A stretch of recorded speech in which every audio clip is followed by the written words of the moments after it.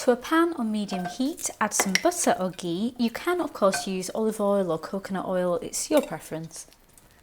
And add 1 medium diced onion and allow those onions to soften.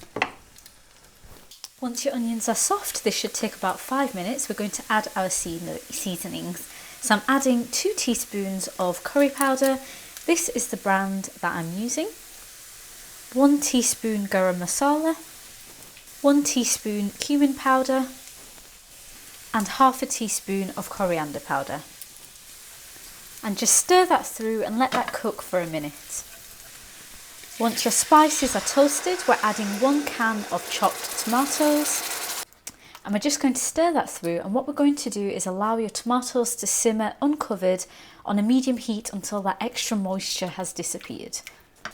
I almost forgot, add some salt and pepper to your taste. And just make sure you give your tomatoes the occasional stir so it doesn't stick to the bottom of your pan. Once your tomatoes look something like this should take about 5 minutes.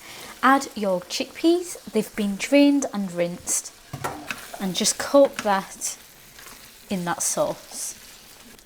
I'm just going to let that cook for a minute just so those flavours can really get into my chickpeas. And we're going to add 1 can of coconut milk. I'm using full fat coconut milk. And just stir that through. And once your curry starts bubbling away, cover and just let this simmer on a medium-low heat for around 5 minutes.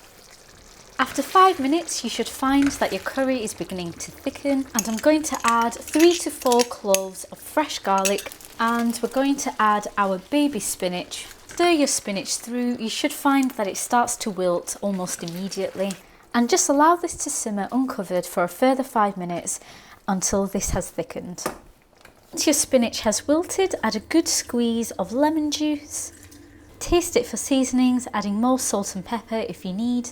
That's really all there is to it. A really simple, really healthy coconut chickpea curry. You can serve this with garlic naan, rice, it's up to you, and it took 20 minutes. I hope you enjoyed the recipe. If you did, please either like, subscribe and click that notification bell for more. Thanks for watching.